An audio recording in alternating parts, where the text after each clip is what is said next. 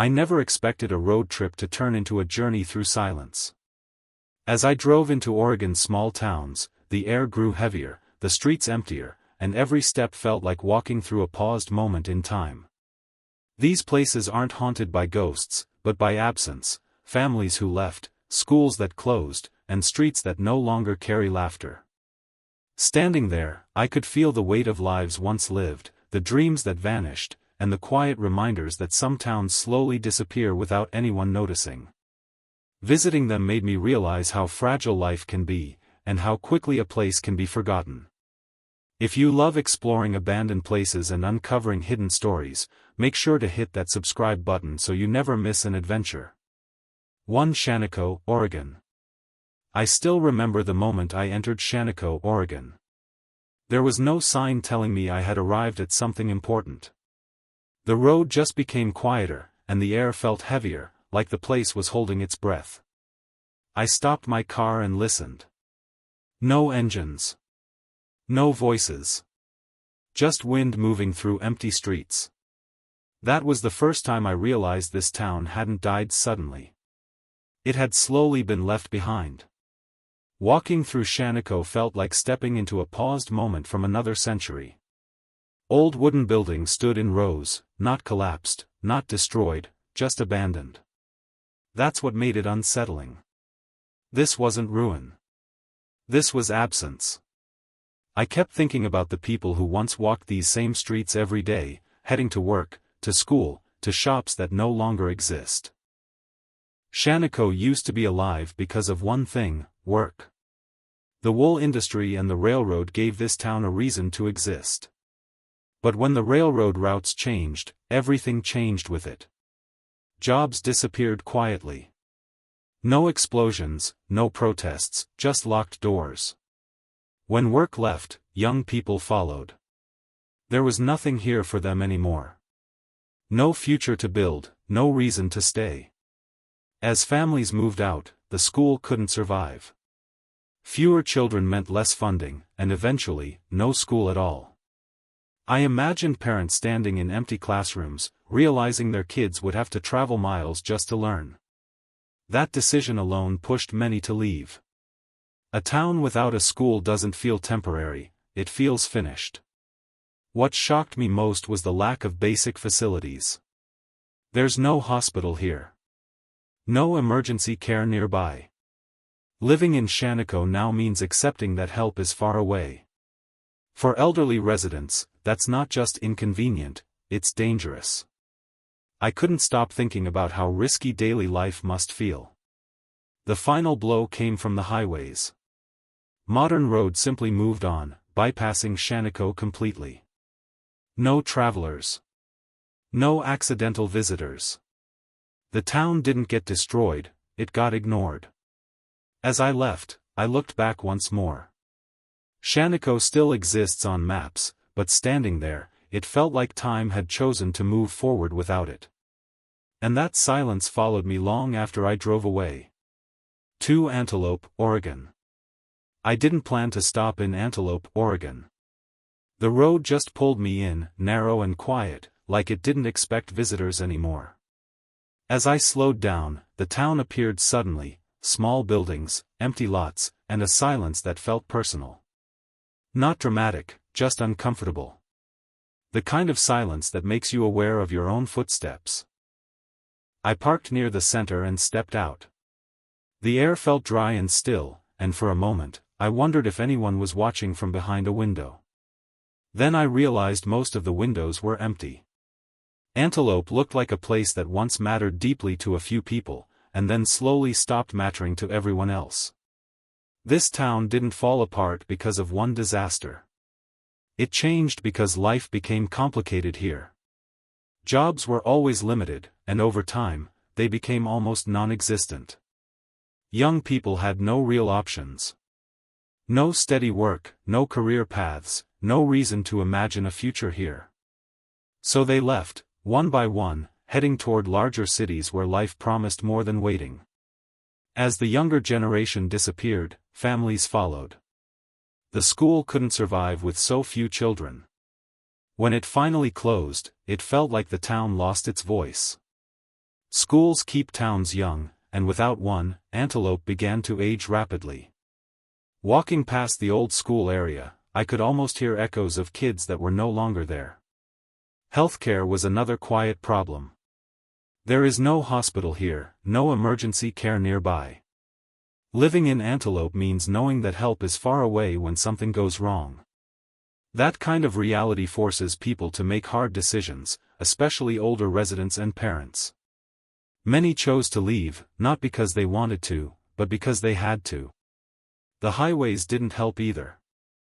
Modern roads moved away from Antelope, taking traffic with them. No travelers passing through. No reason to stop. The town became invisible. As I drove out, I felt a strange heaviness. Antelope still exists, but it feels like it's waiting for something that may never return. Not abandoned completely, just forgotten enough to hurt. 3 Greenhorn, Oregon. I arrived in Greenhorn on a quiet morning, the kind where the sun barely touches the old buildings and the wind seems to carry stories from decades ago. The road leading to the town was narrow and winding, disappearing behind hills, and for a moment, I wondered if anyone had driven this way in years. Parking my car near what used to be the center of town, I stepped out and immediately felt the emptiness pressing in. Greenhorn wasn't scary in the usual sense, but there was something heavy about it, a sense of life that had slowed to a stop.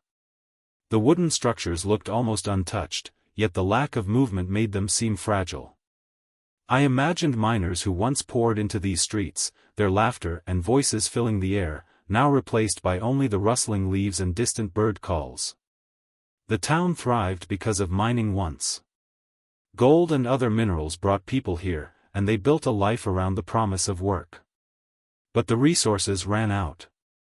Slowly at first, jobs disappeared. Families started leaving in search of better opportunities, young people leaving first. With no work, the town's lifeblood drained. It wasn't dramatic, it was a quiet fading, a slow erosion that left streets and homes behind. The school was another sign. Walking past it, I saw the doors closed, windows dusty. I thought about the children who once played here, now traveling miles for education, or who had moved completely. Without students, schools shut down, and without schools, the town's families had no reason to stay. Basic facilities were scarce. There is no hospital in Greenhorn, no clinic, nothing for emergencies. Life here is peaceful, but it's also risky. Every decision carries weight. I could feel how isolation shaped the people who remained, forcing them to adapt or leave. The highway bypassed the town long ago. No travelers, no accidental stops. I walked down Main Street imagining the trains and wagons that once carried people in and out, now replaced by silence. The town exists on maps, but standing there, I understood why it feels almost invisible in reality. Leaving Greenhorn, I carried a strange mix of sadness and awe. It's not haunted by ghosts, but by memories of life that chose elsewhere, leaving only the quiet behind. And that quiet, it stays with you. For Sumter, Oregon. I drove into Sumter early in the morning, and the first thing I noticed was how still everything felt. The town seemed to stretch quietly along the old railroad tracks, and for a moment I wondered if it had ever been busy at all. Walking down the main street, the sun barely touched the buildings, casting long shadows over abandoned shops and empty sidewalks. It felt like I had stepped into a town that had been holding its breath for decades. Sumter once thrived because of gold mining.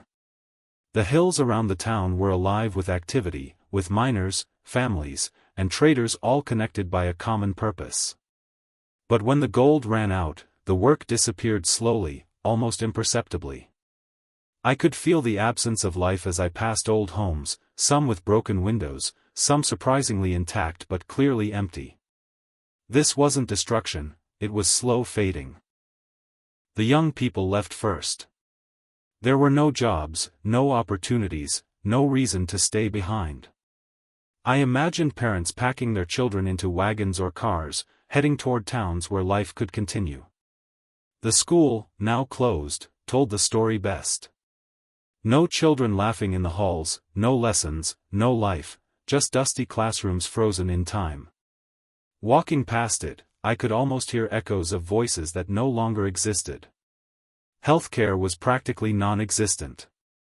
There is no hospital in Sumter now, and even back then, access was limited. Living here meant accepting risk and isolation. Every decision to stay or leave had weight, and I could feel why so many chose to move. Elderly residents stayed, clinging to memory and familiarity, while families sought survival elsewhere. The railroad, which once brought so much life and energy, now stood silent.